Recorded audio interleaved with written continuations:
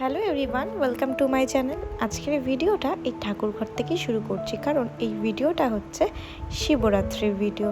শিবরাত্রি এবার দুদিন পড়েছে, রবিবার আর সোমবার। তাই আমি রবিবারটা আর করতে পারিনি, কারণ অনেকক্ষণ উপোস করে থাকতে হতো, তো আমি সেটা পারবো না। তো সেই জন্যই আমি সোমবার করেছিলাম। সোমবার সকাল সকাল পুজো দিয়ে আমি এই ভিডিওটা তুলেছি। সবাই বলে নাকি শিবরাত্রি করলে ভালো বর পাওয়া যায়। আমি ছোটোবেলা থেকে সেরকম একটা শিবরাত্রি করিনি, আর যদি করেও থাকি আমি কিন্তু সেরকমভাবে চাইনি ঠাকুরের কাছে। আর তার থেকেও বড় কথা, আমি কিন্তু শিবের মতন বর পেয়েছি, কেননা শিব ঠাকুর যেরকম মা পার্বতীকে শ্রদ্ধা, সম্মান এবং ভালোবাসত, ঠিক সেই জিনিসটাই আমি আমার বরের কাছ থেকে পাই। আর সত্যিই আমি তাকে পেয়ে অনেকটা খুশি। সেদিনকে সকালে উঠে আগে বাসি জামা কাপড় ছেড়ে ঘরদোর ঝাড় দিয়ে আমি সোজা স্নানে চলে গেছিলাম। তারপরে এসে বাবার মাথায় জল ঢেলে আমি আগে পুজোটা দিয়ে নিলাম। যেহেতু শিবরাত্রি, সেই জন্য নিরামিষ করেছিলাম সেদিনকে। পনির, আলু, ফুলকপি দিয়ে তরকারি করেছিলাম আর ভাত করেছিলাম। আর এই দিনে আগে মানে ছোটোবেলায় মা সাবু কলা মাখতো, ওইটা জাস্ট অসাধারণ খেতে হতো। আমি তো সেরকমভাবে করতে পারি না, তাই জন্য নিরামিষই করি। আর মাম্মাম আর অভিকেও খেতে পারে না, সাবু কলা খেলেই গ্যাস অম্বল হয়, তো সেই জন্য আর করি না। তোমাদের ভিডিওগুলো কেমন লাগছে আমাকে কমেন্ট করে জানিও, আর ভালো লাগলে চ্যানেলটা সাবস্ক্রাইব করে দিও। হ্যালো এভরিওয়ান, আজকে এসেছি শিব ঠাকুরের শিব মন্দিরে পুজো দিতে। সব নিয়ে এসেছি 3 রকম ফল, মিষ্টি।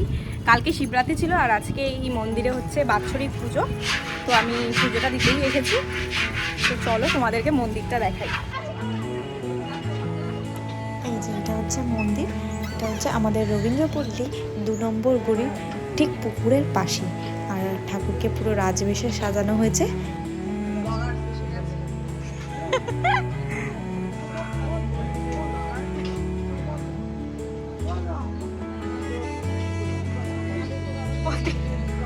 প্রতি বছর আমি টুকটাক করি। দক্ষিণা হাতে নিয়ে বসে রয়েছি।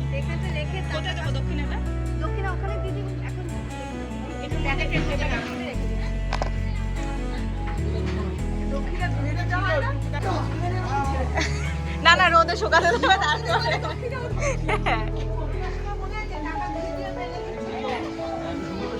করোনা অনেক কিছু শিখিয়ে দিয়ে গেছে, কিন্তু আমরা দেখো আবার স্বাভাবিক হয়ে গেছি, কিন্তু ভুলে গেছি। হ্যাঁ, আমরা এখন স্বাভাবিক হয়ে গেছি।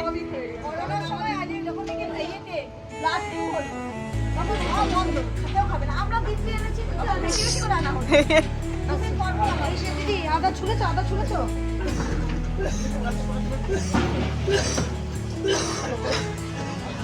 এটা রোগনাটা পড়ে যাবে, কাটির ব্যাগটাই হালকা আছে। এর ওখানে ধূপকাঠি আছে তো, প্যাকেট ধরে ধূপকাঠি আছে নাও। তাহলে পিসি লুচি বানাতে হবে, সবজি বানাতে হবে।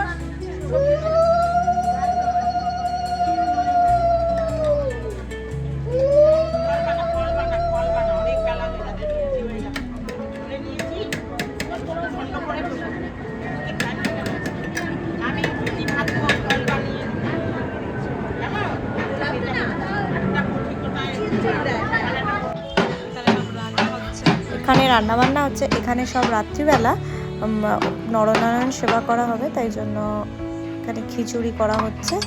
আর ঠাকুরের যে মালসা ভোগ, সেটা ঠাকুরের পাশেই করা হচ্ছে।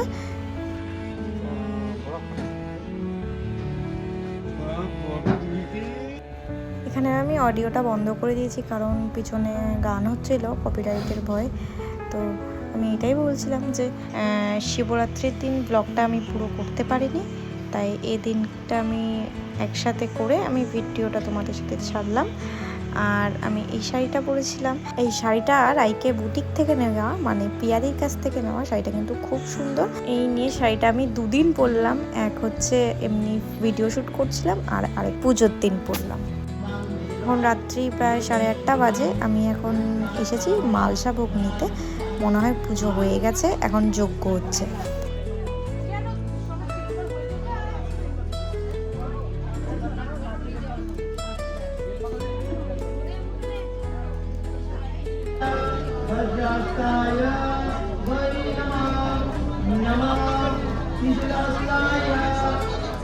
नमः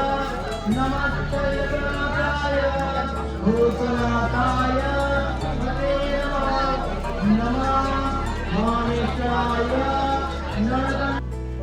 এই যেখানে মালসা দিচ্ছে, মালসাটা নিয়ে নেব।